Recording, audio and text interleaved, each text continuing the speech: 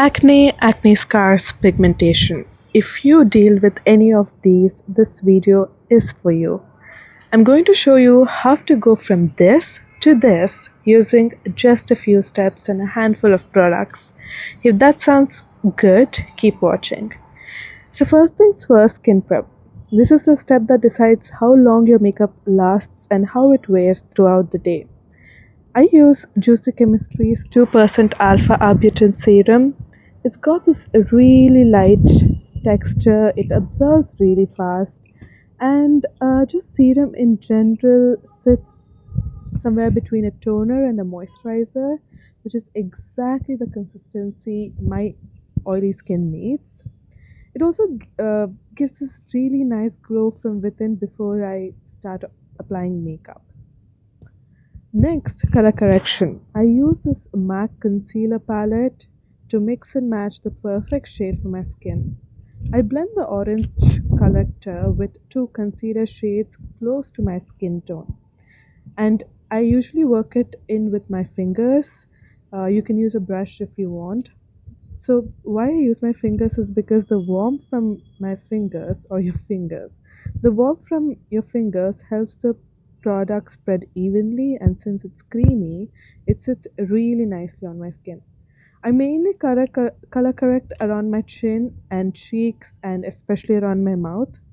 I barely touch my forehead, and honestly, I feel like a heavy forehead is what gives away that you're wearing makeup. Using the Dialba setting spray, I hope I said that right. And when that sets in, and now on to eyes, I curl my lashes with an eyelash curler, going in with a couple of times since mine are pretty straight. Then I take the Fae Beauty Kajal. I swipe it onto the back of my hand and use this really flat brush to apply right where my lashes grow out.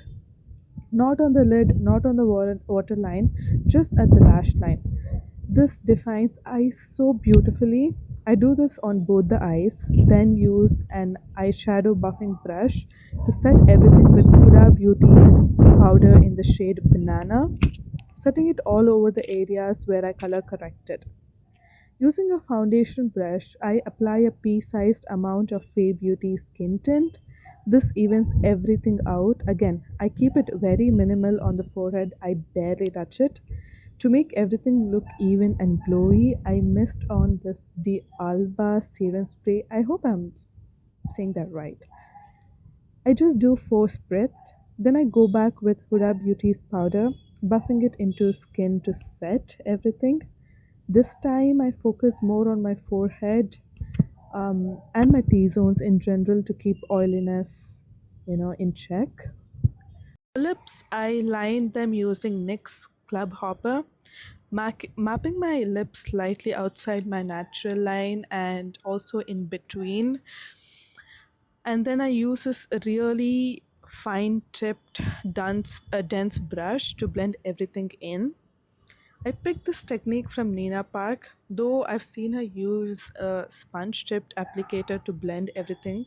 I prefer this brush, and it just diffuses everything so nicely. Once that's blended, I apply the e.l.f. and cheek tint. This is such a gorgeous color, and if you don't have this, every every brown skin girl needs this in their kit. Look how gorgeous it is, and it covers my pigmented lips. So anything that goes above this is gonna look so nice.